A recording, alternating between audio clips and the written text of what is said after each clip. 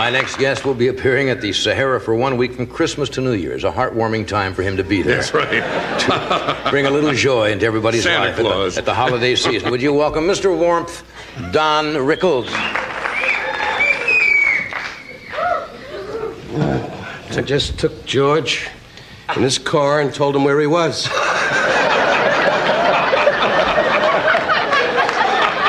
I got him out of here before you got out. He was a sweet man. He went back. He said, Don!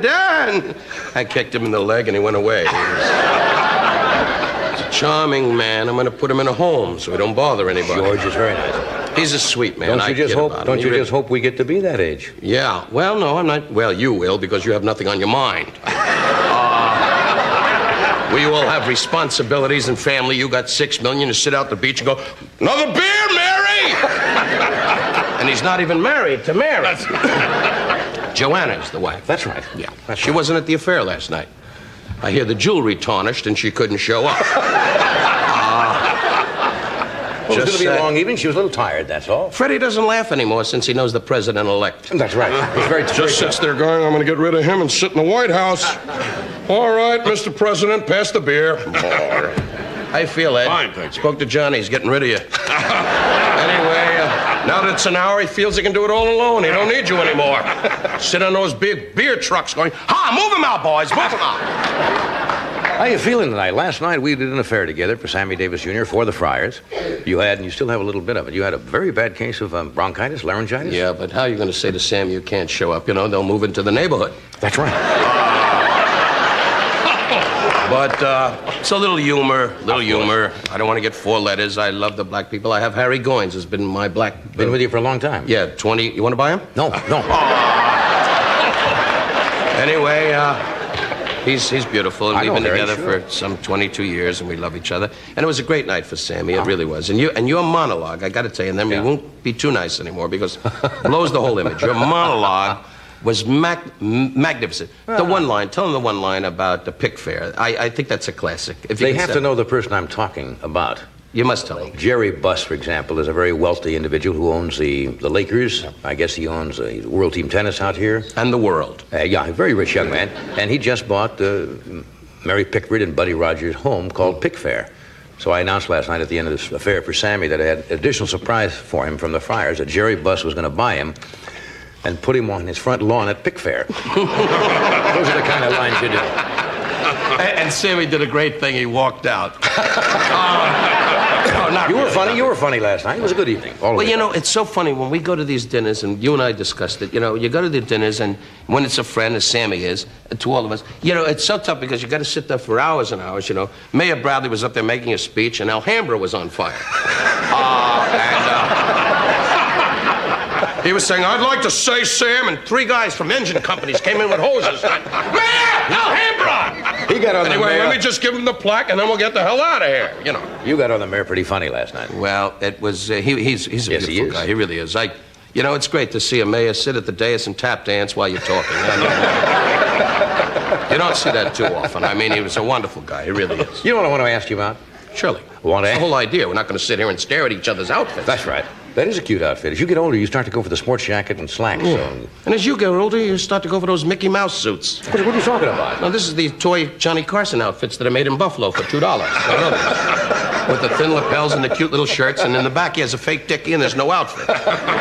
No fly, no front, just a little... Underneath he's wearing jeans and a dead cowboy suit. A dead cowboy suit? Yeah, well, they don't know. Of course, I understand that. Never ask you what you mean. We're not going to make this a question and answer. That's Hit the buzzer and win 2 trips to a luau. That's you went to England and you entertained for the royal family? Shut up, Freddie. If you knew more than me, you'd be a guest. Anyway. You don't see him over here. No. I love that. Ever since he did Bozo, he's drunk with power. It's Bonzo. Bonzo. Here's your Bonzo. Bonzo this. Bonzo. Bozo. It's the same darn thing. Bonzo. I don't follow apes. I'm a Jew. We own the whole zoo. What do you know from one little That's ship? right. That's right. You went to England to entertain the royal family? Princess Margaret? It wasn't exactly that way, John. Yeah. What happened was Bob Hope, who was a personal friend of yours and mine. Certainly. Does he know you? Yes, he knows quite. Probably saw you on one of the floats. Anyway, as you can see, I got the Doc Holliday disease. Yes. Consumption there. Yeah, Vic Mature falling off the cab. Pow! Anyway, so we went to London with Bob Newhart, who was great because he takes care of the luggage and the passports. He keeps going, you can come into the country. Anyway, and that's in England, and they talk like that because they're all from India. Welcome to our country. Anyway, and they all got turbans on their head. Mem Sahib, welcome to our country. And Margaret Thatcher is on the corner going, don't talk like that. Anyway, I give her a cookie and she goes away. She's really Well, we had a wonderful time. Tell us about it. We went to the Ambassadors and had a few drinks, which you don't drink anymore, and you don't drink anymore. May God give me a stroke if they don't drink. Anyway, so we went to the Ambassadors, and Bob had a scotch, and I had my few vodkas, and we enjoyed. And then we did the gala. The opening night was the gala. It was 4 days of golf. My wife said, Barbara said to me, listen, we never get a chance. You never do these things. And you don't like those things. You don't like golf competition. I know that. Or bowling. Ed goes to anything. A dead moose hangout. Anything, you know. 2 falcons in heat on a road he shows up for, you know. But I don't usually do that. I'm very self-conscious about that. And my golf, you know, I love to play golf. And I'm not too good at golf. You're terrible. Right. Right. Good. You didn't have to zap it in that strongly, but I am terrible. But I love it. It's the whole idea. I'm not in competitive competition. Right. So I got to the golf course, and the punchline was 15,000 people are watching. We were up all night at the Ambassadors, a wonderful club in London, with John Hill, who was like the Sydney... Is it John Hill? John Mills. John Mills, sorry. And he's like the Sydney Grinch. He'd go, we're going to have the pheasant under the duck. And Bob Newhart, who's a wasp from the Middle West, kept saying, do you have a Pepsi? I got to do a commercial? Yeah. I got to do a commercial. Sure, to keep that big estate going. That's right. So those hunting dogs don't die. Now, I want to know, in the time we have left, how Princess Margaret reacted to you, not having probably known you and knowing your humor. Well, what happened, in all fairness, Bob Hope presented me like, and as always, as you know, it's a custom for some reason, which I'm flattered by, and you've, and I've said this many, many times, you've been my ace in the hole, the guy that got me really rolling in this television world. And so they knew me from your show over in England. That's the truth. And Dean Martin's show. That's the 2 things they knew about me. And Bob said, and now, again, you know, at midnight, after everybody had 88 drinks, and all the British comics got up, and they're lovely, you know, Jimmy Tarbuck and Bruce Forsyth, and they said, and guys, and this is similar, exaggerating, went, and 2 guys went for an ale in a bucket, and set them on with a tuppence too, and a mother fell, and a queen fell, and a tuppence. Aho! Aho! Aho! And I said, my hand to God, John, I said to my wife, I got to get a triple vodka. Get me anything. I'm not an alcoholic, but I need something. And Newhart had already been off, and Bob did his adorable thing, which he does. He does it so great, the telephone thing, which they can all communicate with. Right. And Bob said, and now a guy that's going to destroy, and they went, hey, is somebody going to destroy us, you know? So I walked out, and I said something about the Queen. I said, Your Majesty, forgive me, and bum, bum, bum. I said, look, how'd you get all the jewelry? How'd you get so rich? And bum, bum, bum. My mother's living in 2 rooms in Miami. You have a big house with a flagpole, and I'm getting fed up, and boom, you're sitting here laughing, and they're all going, aho, aho. And they keep checking with her to see if it's funny, you know? And she was sitting there quietly having her martini going, aho, aho. And the whole evening, everybody's going, aho, ho, ho, ho, ho, ho. So I didn't know where the hell I was. I kept going, aho, ho, ho. And Newhart kept saying, get the cab, get the cab. Punchline, show's over. We sit down. I said to my wife, as we all do, we have 3 of us being married, and the wives really have a lot to say. And my wife quietly said to me, absolutely good. Just cool it. Just cool it. Be relaxed. You did good. Boom. I said, Barbara, I'm so nervous. She said, forget it. Guy comes in and said, would you come and meet Her Majesty? Her Highness, she'd like to meet you. I said, who? What? Who she want to meet? And my wife said, it's us, dummy, it's us. Boom. This is Princess Margaret. Princess Margaret. And we walk over, and I say, Your Highness. And the first thing out of her mouth is, that's my sister. And I said, oh, pardon me. So we sat down, and it was only us. Yeah. And the Secret Service, their Scotland Yard, you know, and they all have white gloves and a lot of dickies that are popping up. And we sat down and we had a lovely discussion. And she said, "How's your mom?" I said, "How's your mom?" And we discussed this. And we chit-chatted it. And I gave her a recipe for a Jewish message. And she did. She said, "Really?" And we did, how. And we walked away. And I said to Barbara, "This broad's rich." So they done really rich. And we had a ball. That's wonderful. We'll be right back.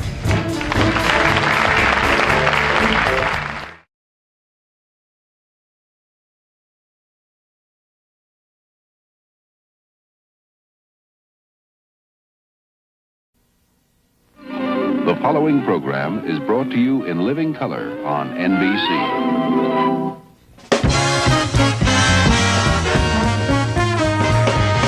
From Hollywood, The Tonight Show, starring Johnny Carson.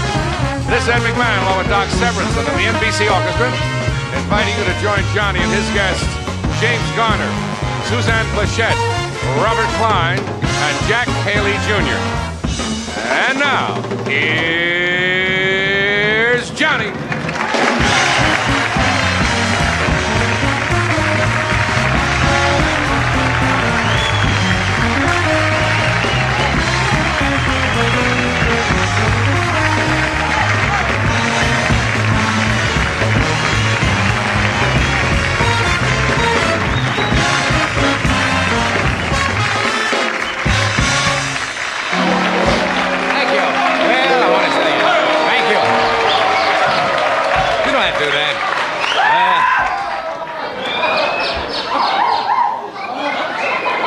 Settle down. Well, as Patrick Henry once said, give me liberty or give me a drink. Remember? Patrick said that right before he said, what's going on tonight? Sounds wild here.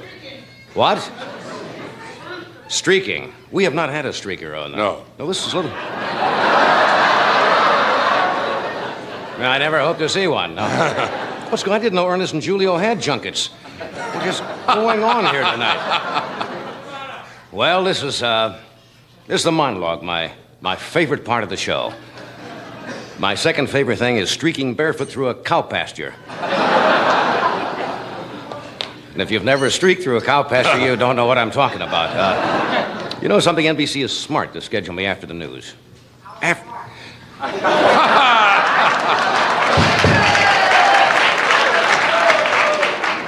You know, after the news, anything sounds good, even the monologue. It's a little depressing today. Well, there's good news and bad news. The bad news is it's income tax time, and the good news is that means we're all thinking like Nixon. I'm going to, what is it, April 15th, isn't it? Oh, yes. It's a little painful this year. As a matter of fact, they refer to it now as Preparation HR block. That's what they... Yeah. I had a business manager today because at the end of the year I try to figure out all my deductions, and I've got, you know, my business manager, Bert Bushkin. Bert Bushkin is one of the shrewd business managers of all time. You know what he wanted to do with all my money this year? Take all my extra money and put it into a chain letter. Good old Bert. Bert's not funny, but he has some... He had another great idea. He got me into a big man's clothing shop in Tokyo.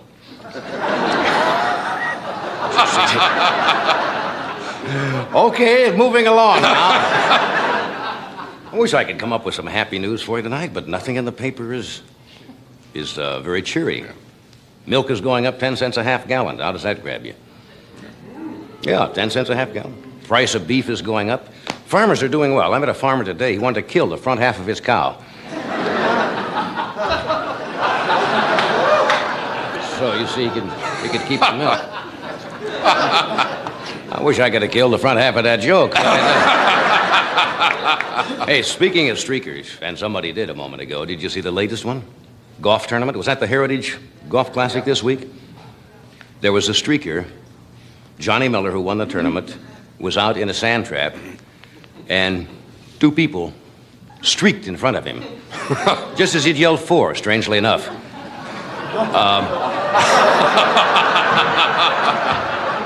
Well, what else would he yell? Six? I mean, they came out. I mean, it was an open tournament, but I think it was a little too far. Actually, it threw some of the golfers off. At the next green, Arnold Palmer got so upset, He marked his ball with his underwear instead of a marker. That's what he... Well, what else? Oh, here's some good news. Was in the paper today. Scientists think they have found a way to keep people living. Would you like a tum? What? No. Would you like a tum? A little indigestion there. It's $1.98 heartburn. What the hell was I talking about? Oh, if you're interested, they think they can keep people living by lowering their body temperature. Normal body temperature is what, 98.6, something like that? They have found out, only in mice so far, that if they lower the body temperature like 86 degrees, you could live to be 200 years. Isn't that fascinating? What, crawling around like that? What? No. They're just trying it on mice. That doesn't mean that you're going to crawl around. I don't know what I like the idea of the last 100 years of your life gumming ice cubes, though, just to keep the temperature down there. You know what that means? I'll be paying alimony for another 160 years. All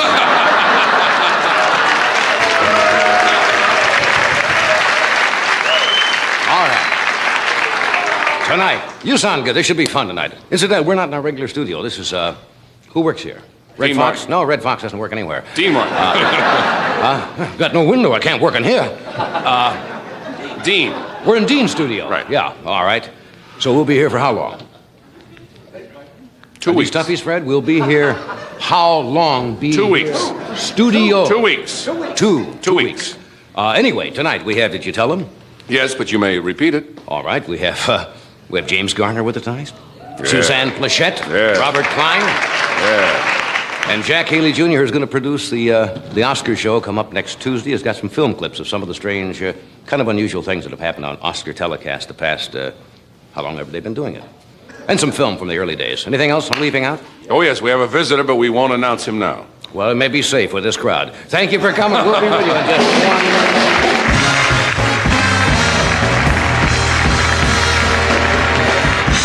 We'll be back right after this message from Sears.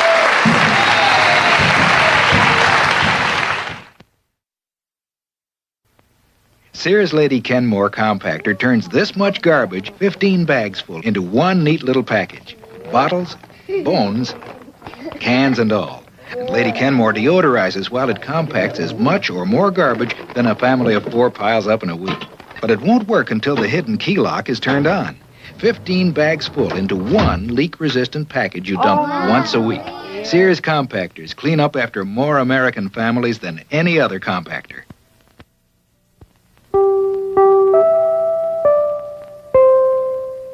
Sears Lady Kenmore dishwasher gives you freedom from scraping, freedom from pre-rinsing, because it has 2 hot water jets that scour dishes and a stainless steel pulverizer for soft food waste. We call Sears Lady Kenmore the Freedom Maker because it gives you freedom to do more important things.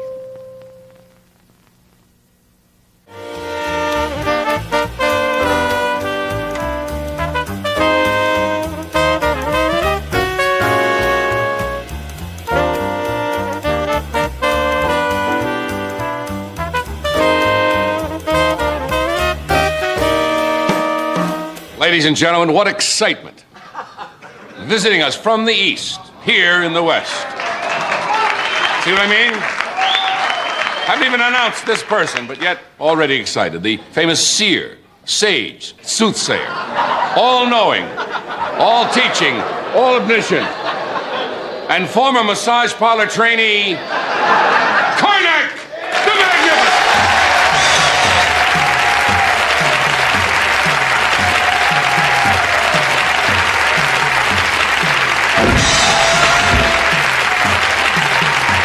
All right, Karnak. I'm always tempted to help you, but I know I must not lay hand on your person. One does not. Is it against our religion? Yes, it's a violation of some sort. That is true. Yes. Welcome once again, O soothsayer, O sage, O seer. I hold in my hands the envelopes. These envelopes have been hermetically sealed. Kept in a mayonnaise jar on Funk and Wagnall's porch since noon today. No one knows the contents of these envelopes. But you, in your divine and mystical way, will ascertain the answers without having aforeseen the questions. Sounds impossible. But you, in your impossible way, will do it. The first envelope hermetically sealed. I will divine the answer Yes. to this question. Kept in a mayonnaise jar. On Funkenwagnall's porch. And I will give you the answer, having not seen the question. Since noon till day.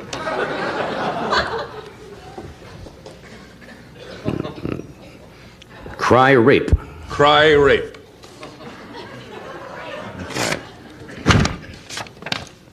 What should you do when you pay for gas?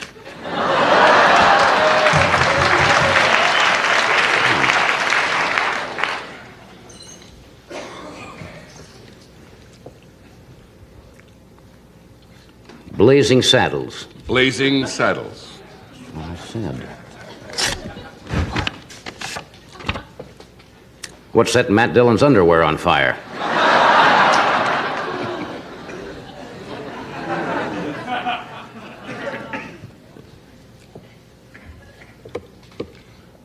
The Naked and the Dead. What do you see if someone is streaking forest lawn?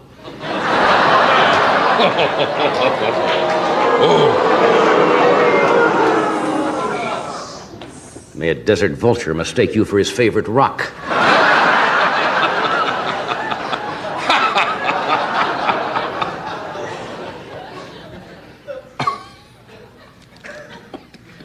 That tickled Please. my risibilities. Well, you should have your abilities tickled. Dennis Weaver. Dennis Weaver. Who can patch up your Dennis?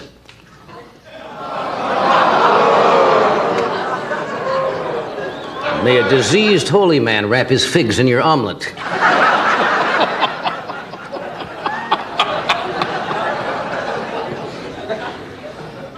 The streets of San Francisco. The streets of San Francisco.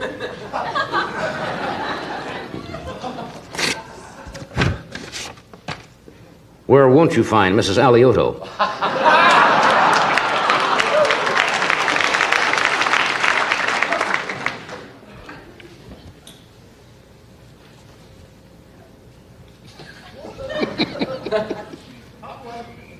The Odd Couple. Name two people who can get gas today.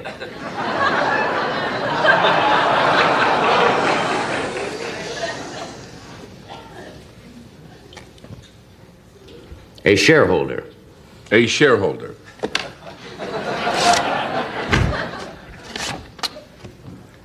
What did Sonny Bono used to be?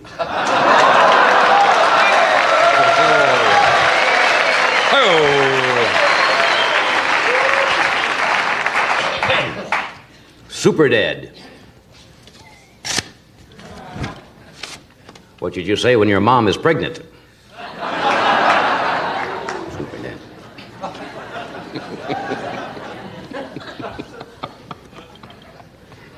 A Thousand Clowns. Who are under indictment in Washington?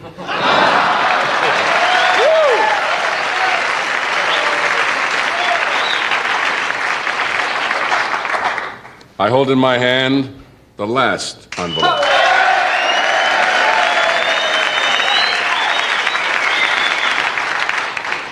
May your only son become a goalie on a nudist hockey team.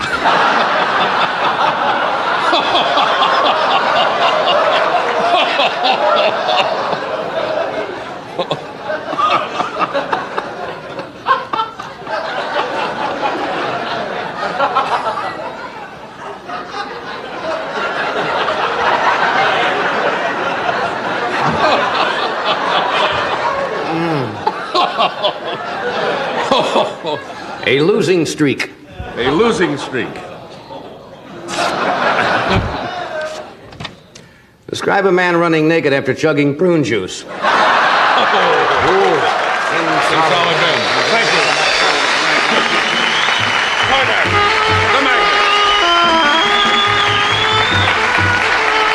Stay tuned. We'll be right back after this word from one of our sponsors.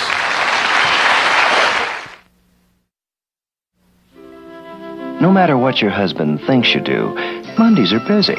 So, who has time to cook fancy? Of course, that means Monday dinner can be pretty blah. Well, here's a fast, easy way to stop the Monday dinner blast. Banquet, heat, and serve fried chicken. Crisp, evenly fried chicken in minutes. Children will be delighted. And your husband will be absolutely transformed. So stop the Monday dinner blast. Serve Banquet fried chicken. It's in your grocer's freezer. There are contact lens solutions made for wetting, or soaking, or cleaning, or cushioning.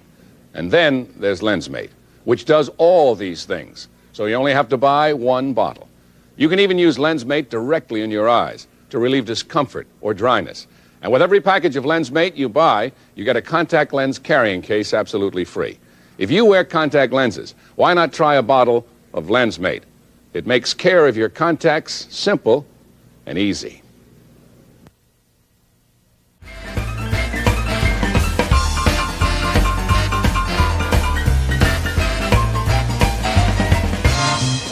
Oh, we're back. Yes.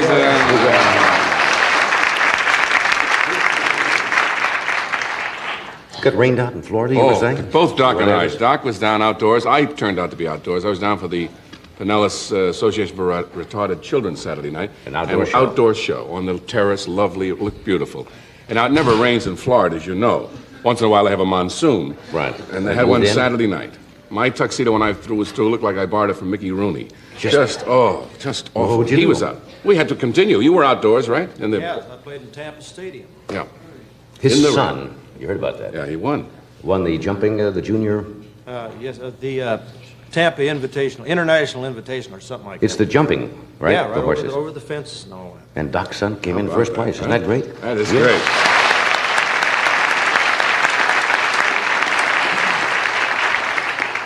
Anything else to report? That's Shall we it. plunge ahead? We have Jack Haley Jr. with us tonight, who's got some... We were watching this afternoon. Some of the people. It's really rather nostalgic. I think taken in... Must have been the late 30s, sometime in the 30s, I would guess. No later than the late 40s. Of some of the first films of people going to the Oscar cast. It's fun to sit and see how many of you can recognize, because they all look like... Gary Cooper looks like a kid film like that. And then some of the crazy things that have happened where somebody has got the wrong award, and one of them, the person didn't show up at all. They announced the winner, and the winner never did show up. Really? Oh, yeah. And Sammy had the first time somebody gave him the wrong envelope for the wrong category. Just little disasters. Remember a few years ago when the podium sank? Oh, yes, yeah. Bob Hope was out there, somebody was talking, and the podium just disappeared into the ground. So we've got some of those film clips to show you. We have Robert Klein, Jimmy Garner, and this lovely young lady, who's a fine actress. She plays Bob Newhart's wife, Emily, on the cleverly enough title, The Bob Newhart Show. Would you welcome... You're a little dingy. No, dingy's not a She's not dingy. Well, I mean dingy, I mean outgoing. She's gregarious. outgoing, but she's very lovely. I'm not dingy. I know that. That's what I said. Would you welcome the dingies, San Plachette. I was right.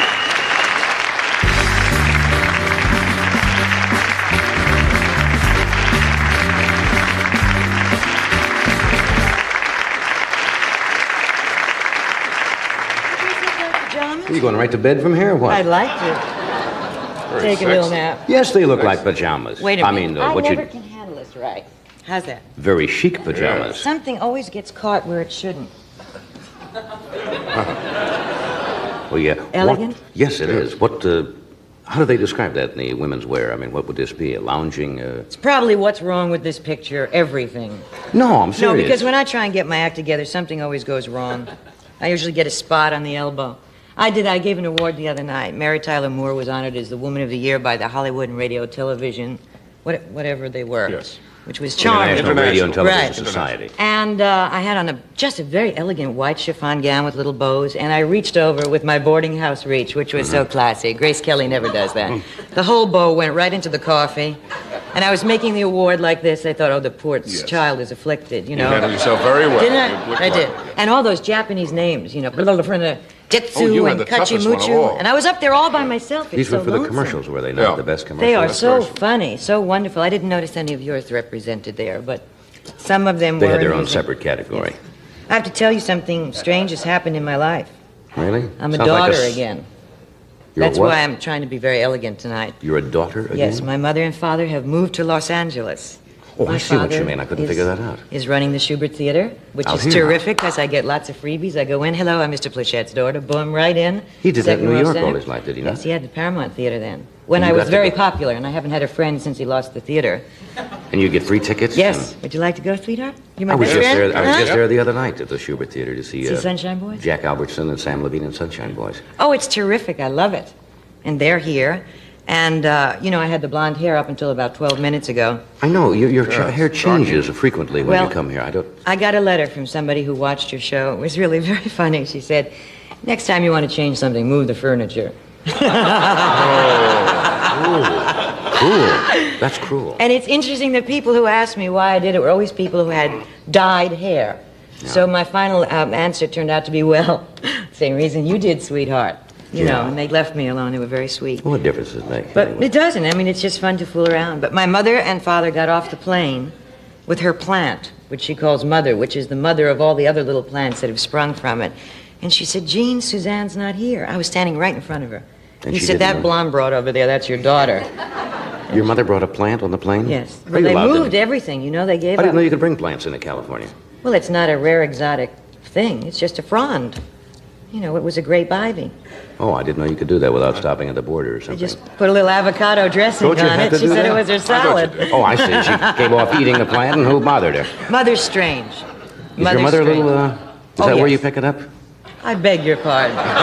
Is that where you pick up your joie de vivre, yes. your love of life? Don't you think I'm a tribute to mental health? Yes. But, let's take a poll. I think I'm healthy. Do you follow your mother or father? Thank you. Thank you. I've got a story to tell you, if I may. We have nothing planned. Well, you know me as... We're here for the show anyway, you know. You know me as a nice married lady, right? Certainly. And I told you that nothing racy ever happens to me. Yeah, I never read in the fan magazines about some kind of... I lied. Before I met Tommy... Did something happen? There is a man here tonight with whom I was nude. James Garner. And I'm going to tell it to you right here. Right. His wife and his child are here, and I'm going to tell you the truth. We did a picture together, and I did my one and only nude scene. Are you putting this on? No, I swear to God. Picture called Mr. Budwing, which you may or may not remember. I remember We've chosen picture. To forget it. And I had to do this nude scene. I mean, I was covered. I had, well, how do you do it neatly? I had pasties and little briefs. But when you're the only one out there in that costume and everybody's got a turtleneck and, you know, boots and a saddle, and all of a sudden everybody has a light to hold and all the executives come down. Just checking. We want to make sure the budget is right. Do they really do that? And, oh, yeah, everybody. They're silly about it. And I was dying. And I will tell you... What was the scene? We were husband and wife in bed, and then I'm seen leaving for a later scene where I'm supposed to be nude under a coat. So you saw my back. But here's Jimmy Garner, this big rock, this tough guy, who knew that I was in agony. I was dying, and he was so dear and so sweet and so protective that I will love him till the day I die. And I'm sure that's not the story he once told about him, but I'm telling it right here and now. So that was your one and only? My one and only. And then 2 weeks later... What were you wearing the pasties for? If only your back showed. I mean, if that part wasn't seen anyway, I mean, I don't understand. Well, you must understand, when you have as fantastic a body as I do... Yes. You have a responsibility to the other people. You don't want... You know, I mean, we're there to conduct business. No, we don't want the crew crazed. Crazed and... Not so they can't do their work. Of course, I understand that. But I had these things stuck on, and I couldn't get them off. And I couldn't twirl them either. I mean, if the truth is... They didn't light up or anything. No. The exotic dancers use those, don't they? Don't they put them on with some kind of adhesive? Yes, but I think they used Permabond in my case. You've read about it. So, I mean, here it's sexy, right? I mean, this little thing, I figured I could go. I mean, in those days we didn't have topless clubs. But I thought, how am I going to get this off? Because it can't be my life's work to work, you know, with these things. I finally soaked them in the bathtub. Now, this is a glamorous... I'm like this, hanging in the bathtub. And they went boom, boom like that, and I never needed a rubber ducky again. I just let them float. Just let them float in? About 3 or 4 weeks. What a tender, lovely story. Yeah. Another secret revealed right here. Yes, there is a little tiny follow-up. On Hollywood Hotline. If I may just, with all due respect to James, I went to see 2 weeks later Americanization of Emily with a girlfriend of mine in Westwood, and you know how wonderful he was in that. And I'm looking at it like a fan, right? I don't know that I'm an actress. And I thought, oh, isn't he wonderful? Isn't he attractive? Oh, my God, I was in bed with him nude 2 weeks ago. It never had anything to do with the fact that he was there. Oh, now, well, it's business. It's a professional thing. But, I mean, I will tell you how this all wound up. Nothing provocative and sexy. I am the mother of his godchild, and his wife is one of my closest friends. Well, that's good. We cleared that up right here on Hollywood Hotline. That's what we're telling you here. Hi, Lois, sweetheart, darling. He was nothing. Here you almost were out of the woods on that. We'll take a short break here, and we're going to come back after this commercial, and we're going to talk some more. And all kinds of...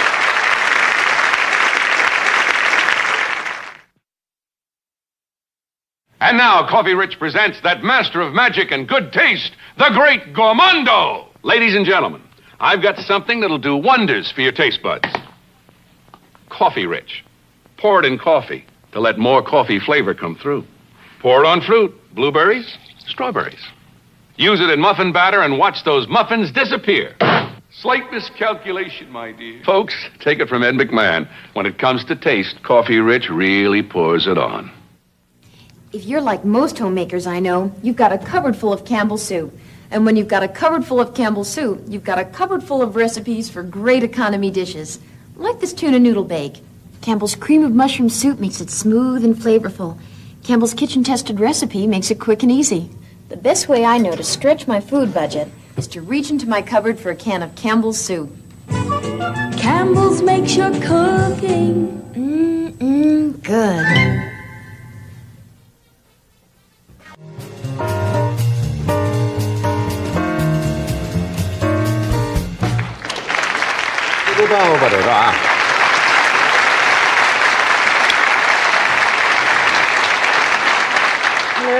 Hello there. We live alone. If you just joined us, that's the way it goes. What else to say? But we have your friend and your co-partner. Yes. Jimmy Garner with us tonight, and Robert Klein and Jack Haley Jr. That's a terrific lineup. Yeah. Do you ever do a Western? You're from New York, right? Yes. You know how physical I am. You're active, aren't you? No, if I don't have... I would prefer to be carried by litter bearers everywhere.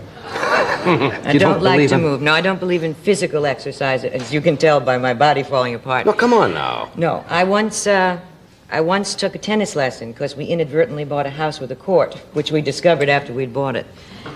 And I thought it was decadent not to try. And you took a lesson. So I bought all those outfits. I looked like Gussie Moran until I got the racket out. And a very lovely man, came up to give me a lesson, and I did one of those shots. My form was wonderful, and I cut his shin open. That was the end of the tennis? Did I do that? He said, no. He said, but I think you ought to zip up your case and never play again. So that was that. And as for horses, I'm terrified of them and have done several Westerns. You will see me mount with great authority, and then you'll see a broken human being going, nobody knew he moved! Oh, and they have 17 wranglers holding the horse. If its tail moves, I'll only accept them if I can ride a cab. But you don't like horses? No. I did another picture with Jimmy. I was dressed for this one. And I was supposed to have a rig with 2 horses, and they said, just get in and go Yahoo, and then we'll cut, and then the stunt girl will take it and supposed to ride over Jimmy. And he's got guts, and he's very agile. I went Yahoo, and they didn't know they were supposed to cut. And those 2 horses kept going, right at Jimmy. And they rolled, the film kept going, and I became hyperthyroid. My eyeballs were out, and obscenities spewed from... I know you don't think that I'm capable of this. Of course not, knowing as well as I do. Please to the Lord and obscenity simultaneously. And the wranglers jumped upon the bodies of the horses, and Jimmy rolled out of the way. And that was the last time I've ever been involved in an animal. Did they keep that spot in with you driving? No, that would have been good because... It was out of character, though, because I was supposed to be able to handle that. Horses do the same way. I don't know why. I also have trouble with guns. When you're supposed to... I always have those heavy parts where you go... All right, baby, and this is it. I'm always a tough broad. The gun jams, I break my nail, my eyes close when I fire it. Now, Victor Buono and I have Who was it told that story one night? Some well-known Western. Edward G. Robinson. Yes, Mervyn LeRoy was on the show when they did Little Caesar. And here he's playing the toughest gangster of all times, and every time he would fire the gun, he closed his eyes. And they had a terrible time of getting him to fire this gun without blinking. Well, I'm not very good at that either. I've done about 5 different pictures with Victor Buono in which we actually played the same people of different nationalities. One time he was Chinese, and we were in Istanbul once, and we're playing the same scene we played in 6 other films. You're going to give me the jewels, or my dear, I'm going to get, and he's got the white suit on, and I'm playing either Mary Astor or Peter Lawford. I'm not sure which one I was supposed to. Peter Lorre, right. And he's Sidney Greenstreet. And there were Turkish extras, and they're very excited, and they're screaming, and we're having this whole exchange. And 2 Turks fell out of the stands on our heads and attached itself to my hairpiece. And this Turk had my hairpiece hanging from his belt. While Victor and I were saying, and you'll give me the jewels, and I'll go, and we'll do. Very cool. And your hairpiece is in your belt. In the man's belt. And I never knew it. Maybe you're not cut out for this kind of work. No, I don't think so. I'm really a klutz. Are you accident prone? You mentioned those things happen? Yes. I fall off curbs. I'm talking to Tommy, but I'm never looking where I'm going. I fell on the couch once while we were reading. Just went. And fell on the couch. Just fell right there. Just came over you, huh? I told you I wasn't physical. Was it because That's why of we have no children.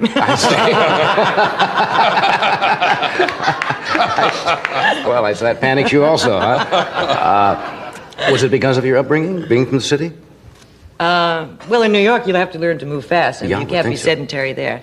I don't think that's actually the reason, but I did have a strange upbringing, because my father had, at that time, the New York Paramount, and in those days, things were lean, when I was a youth, 2-3 years ago. Of course. And when my mother couldn't get a babysitter, she would leave me with a house detective at the Hotel Astor in a vacant room till my father closed the theater, and he would babysit for me. He'd get free passes for The that. house dick at the Astor. We Yeah. know him well, don't we? We Ed? do, yes. And they'd go, have you got a broad in that room? He'd say, have I got a broad in this with the bottle in my mouth, And then I'd go to Lindy's when the theater closed, and I'd have my bottle. And Well, they'd that's a have their strange upbringing for a breakfast. child. But I never knew it was strange, and they're so regular, nice, such good people with Yeah. such good values, that somehow there was a wonderful balance. Is that why you wanted to be an actress? Because you were around it? Or did that ever occur to you at the time? Well, it's a different field. The variety field really is a different field. Right. I saw the great variety performers. I mean, the first time I ever went on stage, I was 3 years old, and the Andrews Sisters were playing at the Paramount, and Patty was ill. So Maxine and Laverne took me on stage, and I loved it. They couldn't 3 get years me of off. age. You saw this hook, which was my father's arm, pulling me off by the diapers. But that was my first taste of it. It felt comfortable. I think that some of the most wonderful people I know are in this business. People tend to say actors are children, and I think they have more responsibility than many people in large corporations. But we are childlike. That's true. A lot Well- of entertainers are childlike. I think that we're willing to express emotion and show emotion. In that respect, we're purer. I don't think we're so insulated. But I don't think that's childlike. I think that's wonderful, and I wish everybody could be like that. I've never been called pure before. It's kind of nice. Maybe I better reconsider that. Yes, there are exceptions to every rule, aren't there? All right, I'm going to sell something. Then we'll bring Jim out and get his version of this sordid affair that you had. Smooth. Maybe you should take one Class. before you sell it.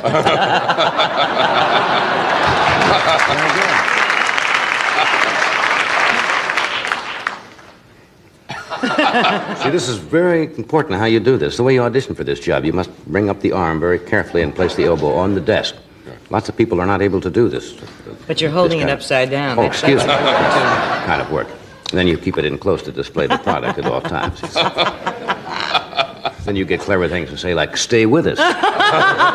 Or we'll be right back after this commercial. We have a word from Excedrin. Then you can see here. What do you take for pain? If you take common aspirin tablets, let me tell you something. I think my pain reliever works better than your pain reliever. And there were 2 important medical studies on pain other than headache where it did. One at a leading university, the other at a major hospital. In these studies, what I take for pain worked better than what you take, if what you take is common aspirin. What do I take? Excedrin, the extra strength pain reliever.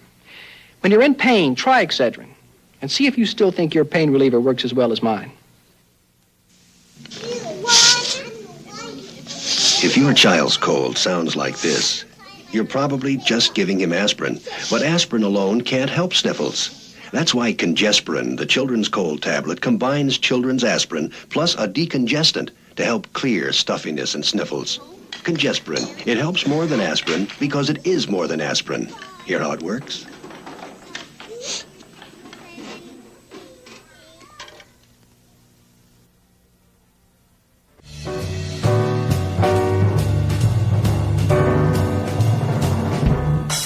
As you mentioned, Jim Garner is a fine actor. He's done a lot of different kind of roles, from light comedy to straight acting, and he will be starring in an NBC pilot called The Rockford Files, which will be March 27th. When will that be? That's tomorrow, isn't it?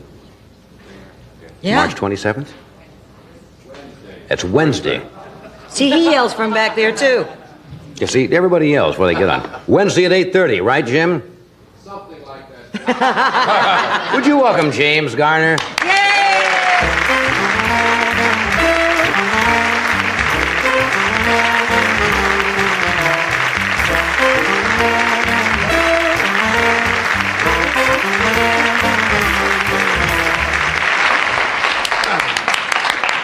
What do you mean something like that? It's at 8:30.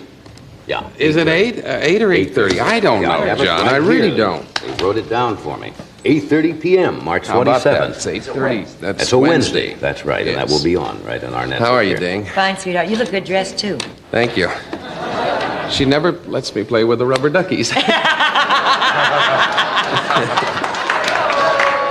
Now, was her version of this tryst, well, that's not the right word for it, this movie you made together, a fairly accurate description of the... Fairly close. Actually, she wasn't altogether nude. We had this... we won't go through the bedroom scene. Yes. But we were out on the Queensboro Bridge. She was really wearing a trench coat over it. She just flashed a little, you know. Your apartment was right near there. Remember? Yes, I know the location well. It was 5 degrees below zero. Was this scene? Yeah. And I must say, this poor girl, and I was so kind to her. I said, why don't you get in the back of the limousine? We didn't have any dressing rooms or anything. Back of the limousine, and we'll keep you warm, you know. Always the gentleman that you are. Oh, always been a gentleman, and I'm very, very concerned about the actress, you know. Of course. I tried my best to keep her warm. I've got bruises, scars, everything. Well, you've had your career, though, in the pictures you've made, there have been several scenes that have been... Well, it almost sounds passé nowadays because what are you trying to say, John? Bedroom scenes, a characterization of Emily. Americanization. Americanization of Emily. Yeah, we had 3 nude girls in that picture. That was one of the first. And that's really almost passé now with what they're doing in motion pictures. Oh, it was a big thing then. Oh, they made such a... they had a snit about that, you know, until they saw the film. And they said, well, that wasn't bad. You know, what was wrong with that? It was done in very good taste. Yes, it was. I liked it.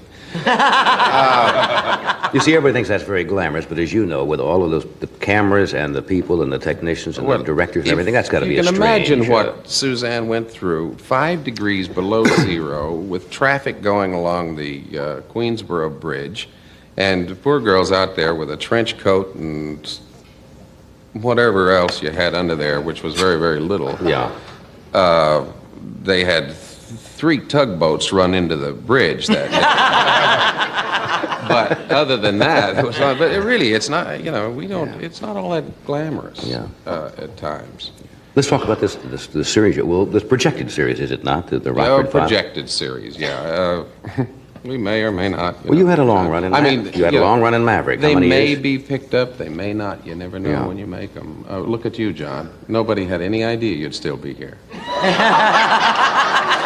Did I say something wrong? No, that's true. No, when you start a show, if you can look ahead 5 years, 3 years, and say, I'll be doing that show 3 years from now, that you wouldn't even think about it. I look ahead for 3 days. If I figure if I'm still doing it in 3 days, I got it made.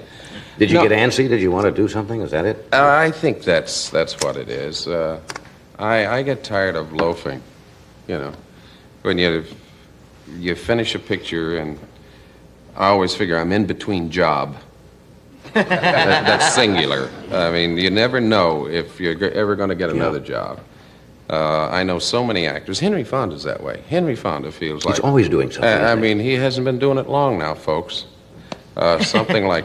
he's about 50 years, and if he's not working, he'll do a play or something. He'll go on the road in stock. But I couldn't find anything I really wanted to do, and I was approached by Roy Huggins, who did the Maverick series with me, And he had a good idea for a series, and we did it, and I like it. Somebody once said that many actors don't get depressed when they're not working, but when they're working, because everything seems to be going so well. You know, when everything's going real well, a lot of people say, hey, something's it's all going too well. Yeah, no, when I'm working, I look better, I think. I feel better. I want to get up in the morning. The alarm clock never goes off. I mean, I don't care if it's 5:30 in the morning, I'll beat it up by 10 minutes. Yeah. I'm anxious to go to work. Is that series still playing, obviously playing somewhere on reruns, Maverick, is it not? I don't know, John. I don't get residuals. You don't? No. That was before residuals. I'm the only actor that ever did a television series for 3 years, and it cost me $8,000. Oh, I'm a good businessman, too. You must have my Bert Bushkin. Yes. Bombastic Bushkin lines you up. Bombastic. They call him in the trade. No, I don't know. I understand. People tell me they see it occasionally, but I don't. I've never seen it. They had you now. This happens. They talk about typecasting. Somebody does a picture that's successful. You played a lot of roles where you played officers, right? Oh yeah. Or the young. Yeah. The first thing I ever did. JG, the so forth. First thing I ever did was a Cheyenne episode, and I was the irate lieutenant. Right. You always got to have an irate lieutenant if you're doing a cavalry or army or something. I mean, how can a hero look smart if you don't have somebody dumb? So you played the second Louis I always. played the dumb guy. Yeah. You know, you got to go by the book. Well, everybody knows that no hero goes by the book, right? And I got to be the irate lieutenant. I was good at it. Yeah? Yeah, I was dumb. You like those roles, huh? Typecasting. And then I graduated to the other guy. That's right. Well, then you were the lead. That was all. And they got another guy who played the dumb. Yeah. I like those guys that I got to look more superior than. Is there any role that you haven't done or you turned down in your career that you wish you'd have done? No, I don't think so. No, that's going to go nowhere. Well, is there any role that you took that you wish you hadn't? I've only played one. Is there any really role that somebody bad else took that you wish you'd done? Is there a role Just I could name do any that of you them. wish? I always took the wrong one, John. No, I don't know. I'm not the type of actor who, I don't want to do King Lear. I don't want to do, Shakespeare or any of those. I do like to work, though. I like to keep busy. It's like somebody said, why are you going back into television, Gee, me, why not? I'm an actor. Yeah. I'm an actor, and that's my business, and as long as I can keep working, I don't care. It's like people pick on commercials. It's really bad. I remember years ago. Because actors do commercials? Because actors do commercials. They say, he's out of work. He can't get a job. Baloney, folks. Have you seen Sir Lawrence Olivier standing around waiting for his picture to develop? You're right. And he should be coming along any minute now. And he's...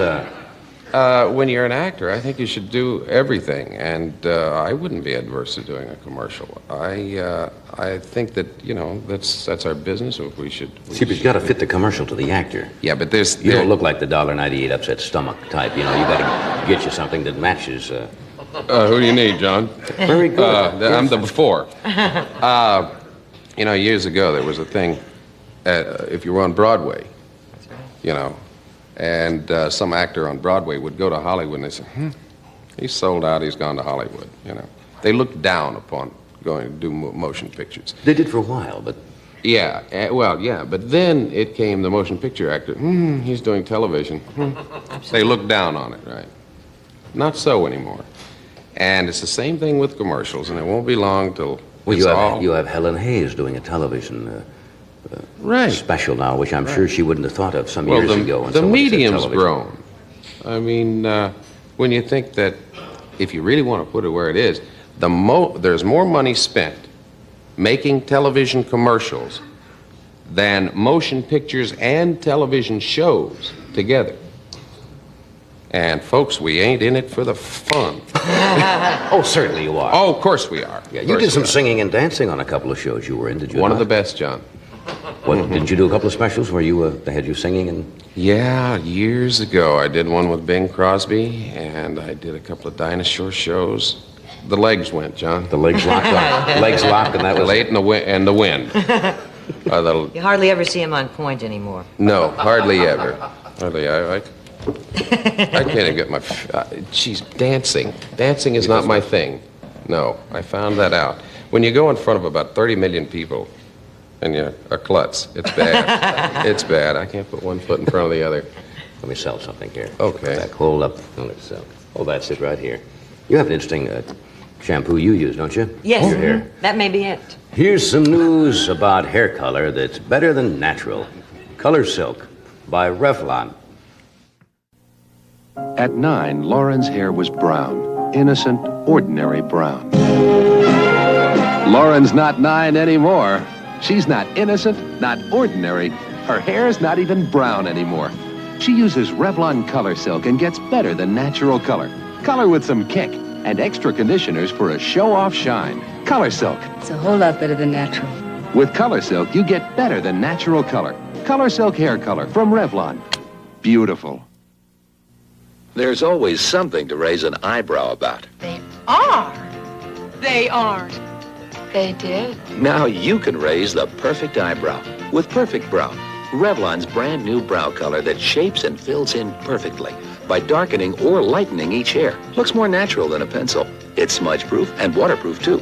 So the next time you raise an eyebrow, She said what? why not raise the Perfect Brow? New Perfect Brow from Revlon. Beautiful.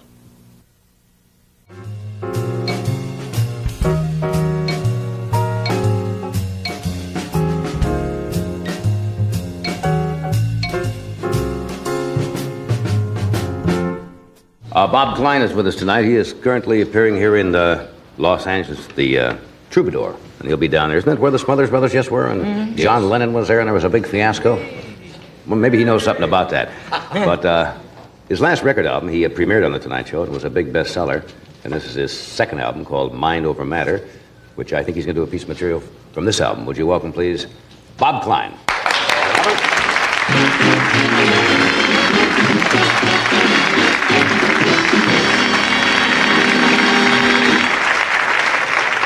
Good evening.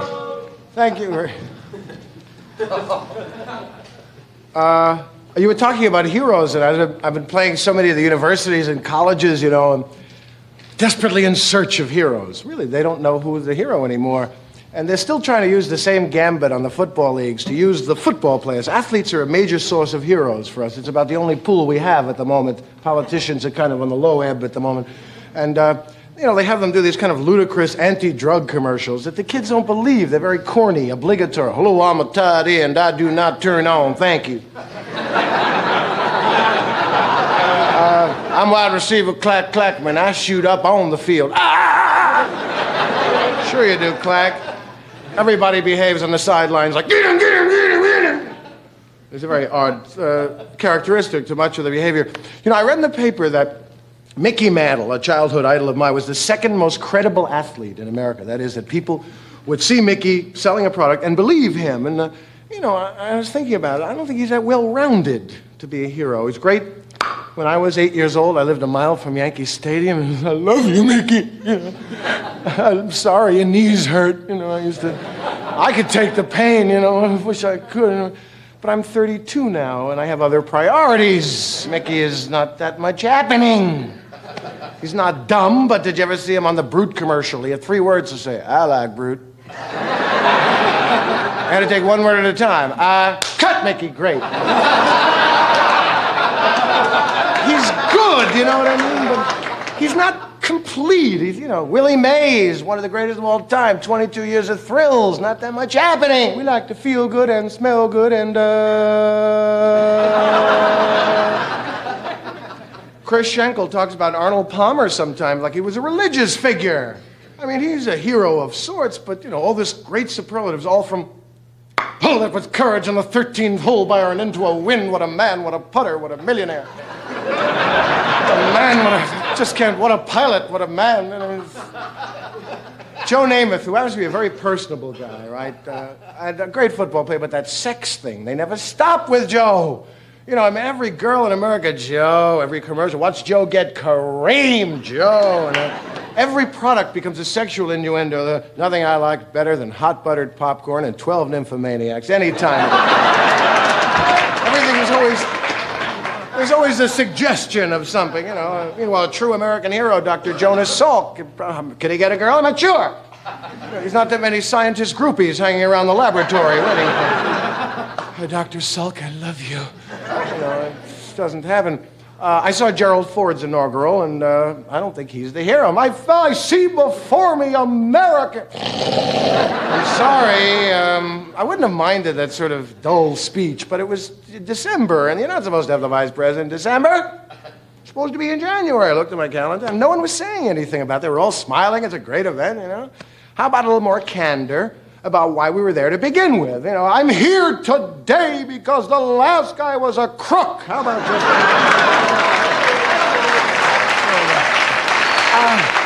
I'm a mediocre man, not that much happening, but the last guy was a felon. Just let us remind ourselves. Classy guy, Ag, correct? Here's 1,400 and a turkey, Ted. Merry Christmas for you. I haven't heard him apologize lately. I saw him serving a sentence last week in Palm Springs. I don't want to kick a guy when he's down. It's quite a chain gang. Hey! R4, please. Quite a toughie. That's the guy who went around the law with the law and order. And there's too much permissiveness. He said, permissive. People are committing crimes and getting away with it. Permissive. My Lord, permissive. All I know is if I get caught holding up a bank, I'll go, hey, you got me there. Fair and simple. I'll take the Agnew punishment, please. If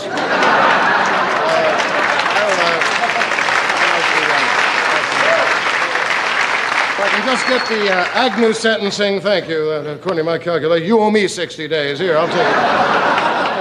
Here's the way out here. Thank you very much. You know who's a public figure that gets no applause at all in this time when people in government seem to be so? Neil Armstrong. He is a hero that didn't get nearly the praise he deserves. Not only for his courage, because those guys never took a chance, but he did, went on the moon and all that. But how about the integrity? Do you realize in this age of this kind of dishonesty what that man could have made from being the first man on the moon? I mean, a little backstage deal, and he sets himself up for 26 lifetimes, puts his foot in the moon and goes, Coca-Cola! A giant step for mankind.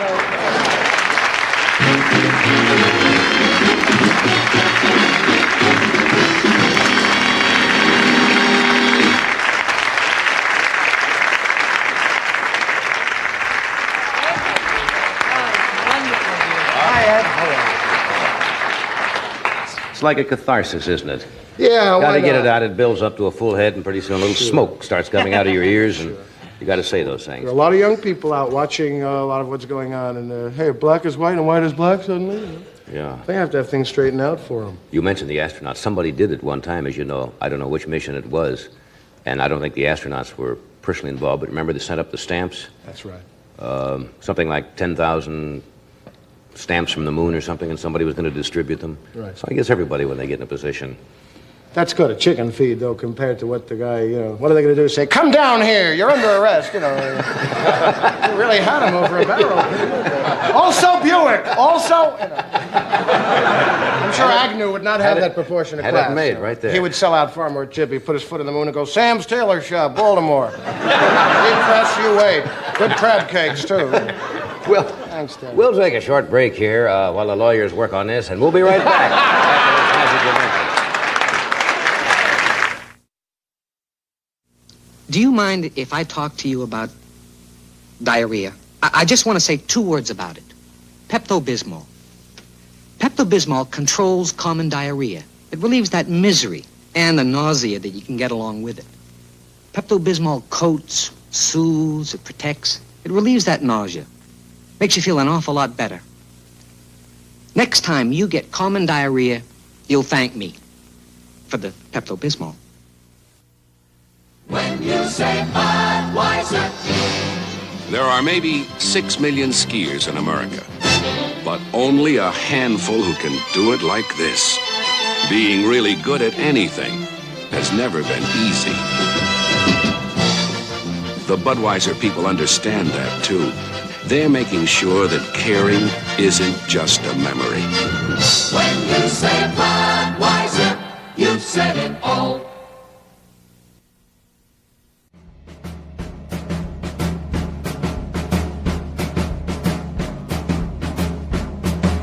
I was just looking over some of the titles of the things you have in here.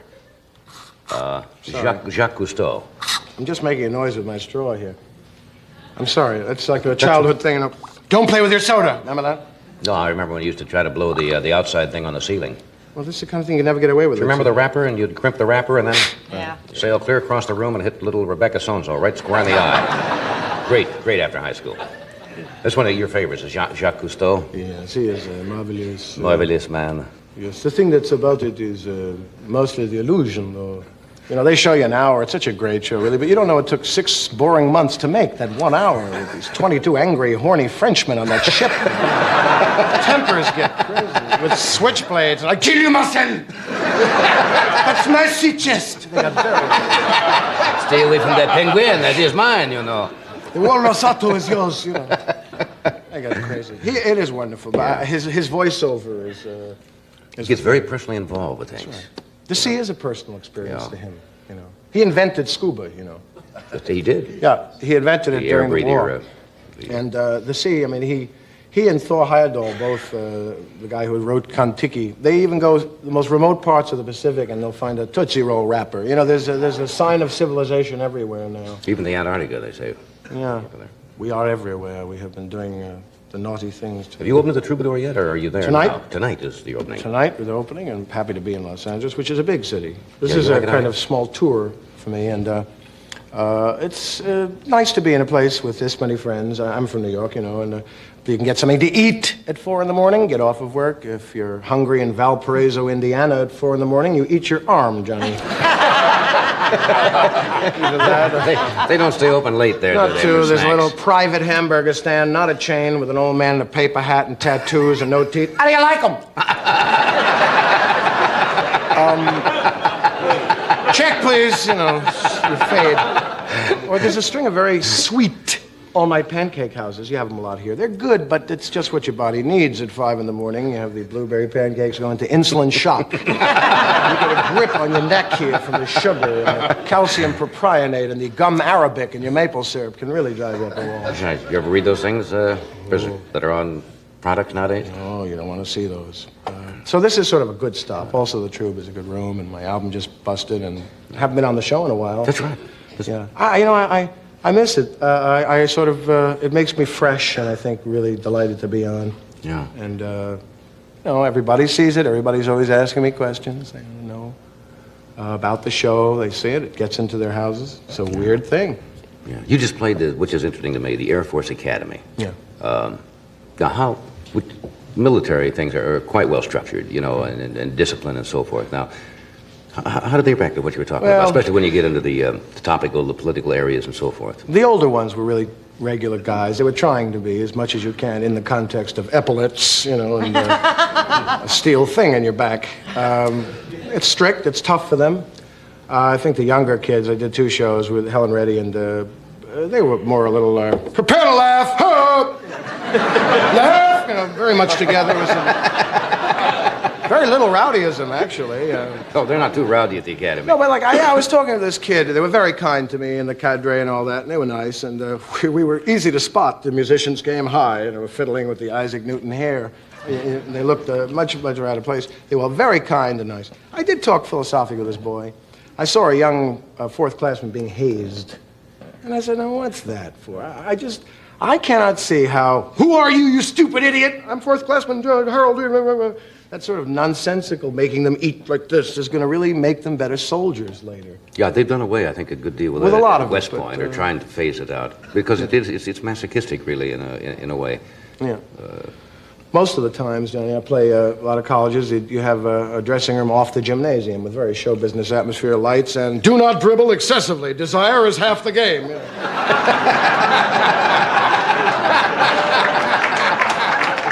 We've all played those, yeah. And I think they're all really... the little lockers, all the little metal lockers. Yeah, it's very, very institutional. And, of course, everything in the school has to serve 2 purposes. It's also a shuffleboard court with a bench. I think that college kids get ripped off a lot from it. I don't think show business people have, in the main, been very nice. A lot of rock acts are known to be unreliable the night of the concert. Where are the amplifiers? You know, there's a roadie here. You know, as a kid. He's hallucinating. He thinks he's Abraham Lincoln. There's a kid who just drove a truck with equipment from Oregon to Chicago in 2 hours. And he can't deal with him. You know, he's setting up electric. And I saw some, I won't mention the name because I happen to think this man is a fine composer, singer, but he was playing this college in North Carolina, and he was getting drunk with his band before the concert, and he was sort of breaking bottles brazenly against the wall, and the college kids are in absolute awe of this singing star, and they figure, oh, it must be cool if he's doing it, they're just kind of looking at it. Yeah. And it was a sad thing. It doesn't take many of them to put a real bad taste in the people who have to follow him. And a lot of the colleges gave up a lot of the concerts because there were a number of people who just would never show. They made a hit record, and all of a sudden it's show business, and they would show an hour late and charge exorbitant prices, and it really hurt a lot of the groups that are trying to go out and play the music. It's too bad. There's just a lot of poor discipline. One of the ones I met, a sort of idol, Chuck Berry, the musician. For years, a great rock and roller, influenced the Beatles so much. Did, I think, some show here, Helen Reddy's show this summer, and I was introduced, and in this age of fraud, I didn't know what to expect meeting Chuck Berry, but we were introduced, and he was really like Chuck Berry. I said, how do you do? And he said, far out! It was so perfect for Chuck Berry to say, he would have absolutely floored me if he had said something like, hi, Bob, this Watergate thing has gotten me up a tree, frankly. I was wondering. Far out! But he said, far out. He was just perfect. And fit the image. Let me interrupt a second here, and we'll be right back. Here's Ed, and I see he's got himself a new car. Here he is. If you're used to driving a big, comfortable car, maybe you should consider driving a smaller, comfortable car. Take a look at this. The American Motors Matador. Matador has plenty of room like a big car, but it's also easy on gas like an economy car. You see, Matador comes standard with a gas-saving 6, and it's backed by the exclusive AMC Buyer Protection Plan. And oh yes, this Matador has one other rather economical feature: the price.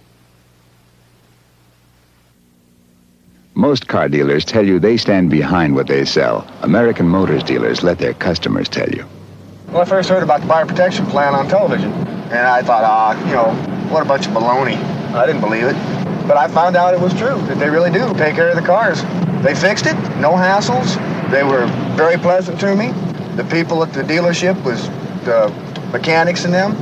They were really good. AMC Dealers, where you get a good deal and a good deal more.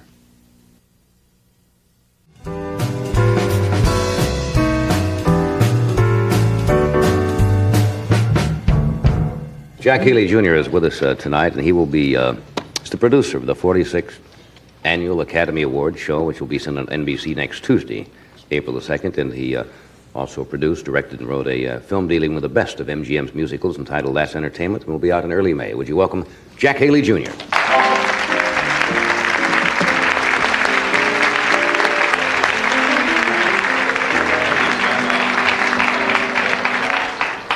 Good to see you again.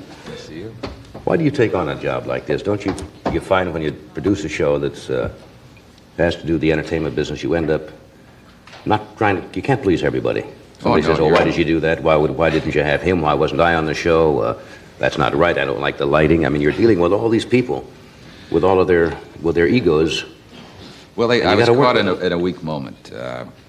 It was early in the morning, and Howard Koch called, and then Walter Mirisch called and said, listen, really, you got to do the show. And I said, sure. Now that I'm into it, I don't know if I made the right decision. But I think that all of us take a great deal out of the business, and occasionally we should put something back in. Yeah. Do you have those problems? Have there been in the past on the Academy Awards? We're going to show some of the little pieces of filming where things have happened. Have you had any real embarrassing things that the people didn't know about? I know we have had on the Emmy Award show, which I've done the past few years. Yeah, well, presenters have been, let us say, indisposed at the last minute.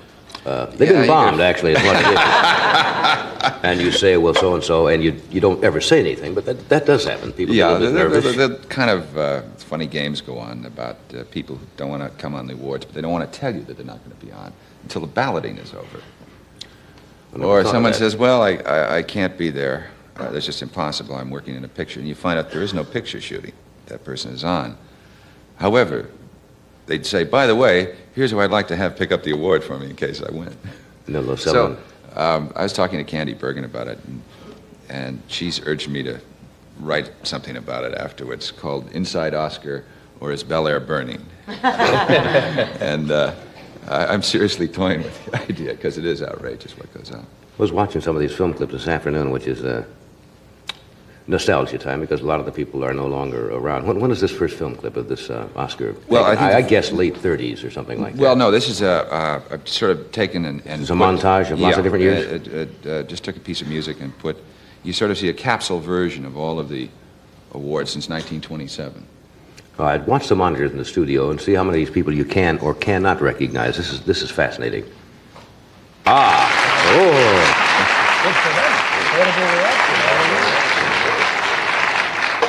See, some of those people in the early clips looked like absolute kids, didn't they? But now you're talking about from back in the early 30s. That's from 1927. From 1927, some of those? Fascinating. All right, we're going to do this. Then we've got a couple of small little goofs, nothing monumental, but Jim's the things one that of them, is... I am. Jim isn't one of those. Yeah, that's yes, right. You are. Yes, right. Yeah, or something. We'll show you that right after this. But he's fully dressed.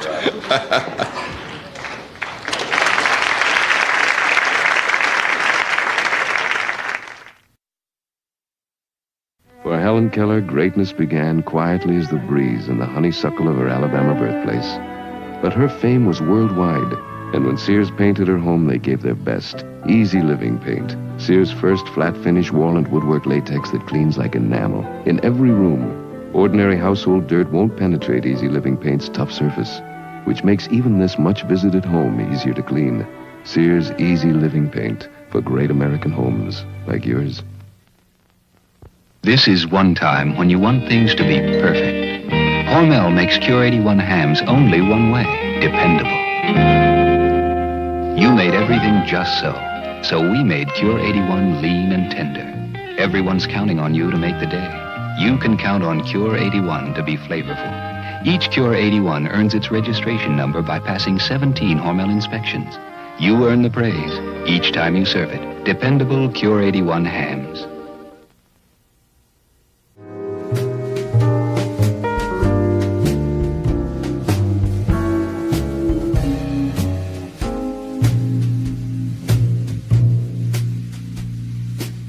Now we have for you some little film clips which will run fairly close together here. They're kind of self-explanatory. These are the little things that happen. The little boo-boos that give a little life and spirit to these functions. Watch the monitor.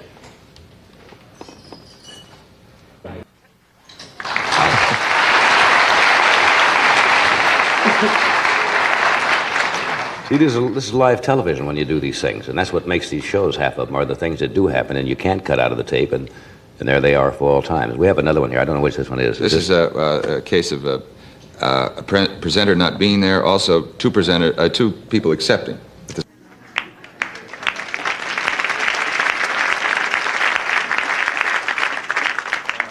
One here of the complete wrong category. Is this...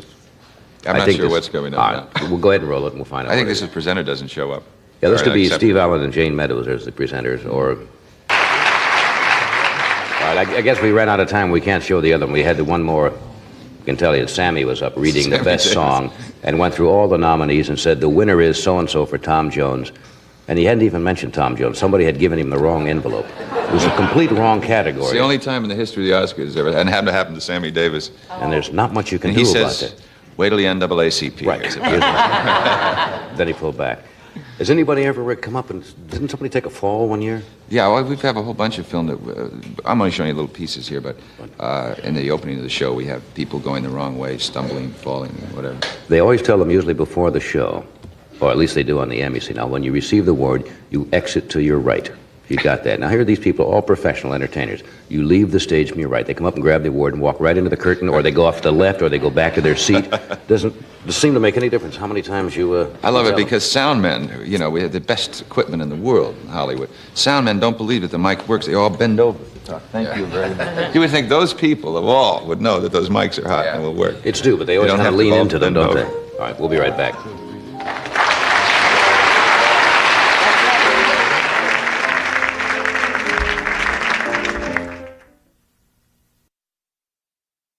Legs introduces Sheer Energy, our completely new pantyhose with all-day massage. When you're walking, they're massaging Sheer Energy.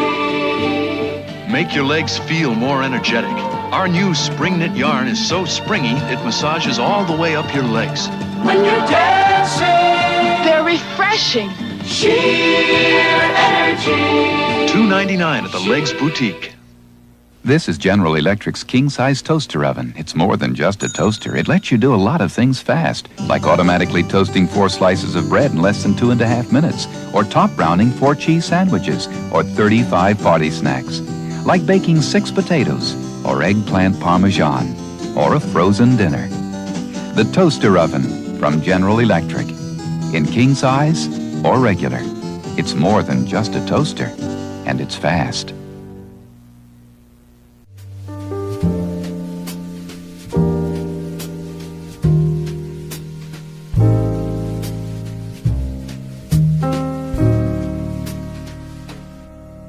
Well, as usual, Jack, I suppose, frankly, everybody in the country will be watching as they usually do. The Oscars next Tuesday night. That's April 2nd on NBC, and that's at what time?